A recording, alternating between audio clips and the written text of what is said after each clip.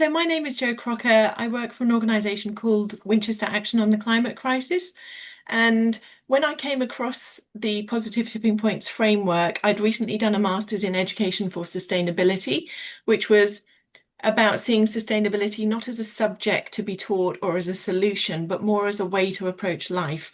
And the values or indicators of this approach being seeing how everything is interconnected, so this systems thinking.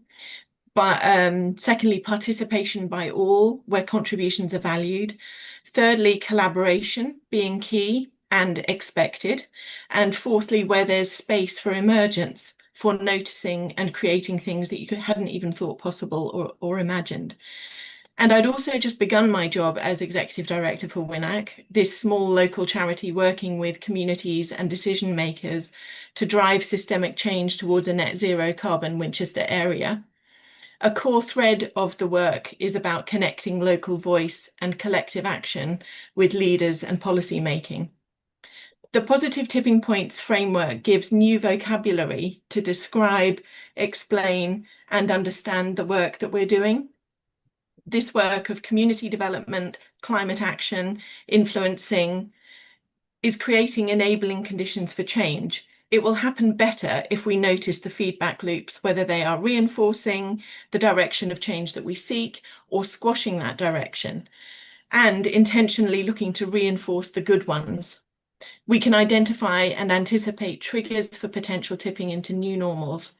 Our work involves balancing momentum and resistance so that we're building a movement in this context of environmental and social change. We want to develop agency.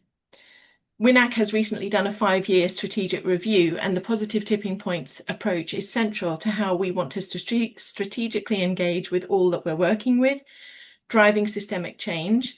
And the toolkit will give us language, access points, new ways to frame our work, ideas for how to assess our impact, and a more true idea of our place and opportunity in the wider system of change. My ongoing questions are how to develop measures for reporting impact that reflect the Positive Tipping Point approach, how to explain the work that we're doing so funders understand it, and how do we foster this agency, intention, and desired outcome through our leadership of our collaboration with others in this space. We're in the midst of transition, and most of the work isn't the actual tipping. It's about the preparation and anticipation, setting the direction, and just keeping going at it. So working on a practical Positive Tipping Points toolkit as the theoretical framework emerges is, I believe, a creative, interesting, and forward-thinking approach. We're not waiting for the theory to be in place and apply it. It's been a way of actually living out this systemic approach and developing the toolkit. We can all have collective legitimacy in participating to find ways to develop and share the tools. Thank you for joining the call this afternoon. You're part of it. And it's about transforming thinking to realize our interconnection, to collaborate, and to expect and allow space together for new things to emerge. So whatever context we're in, we can choose to do something constructive because we're the ones who are here now with this opportunity before us.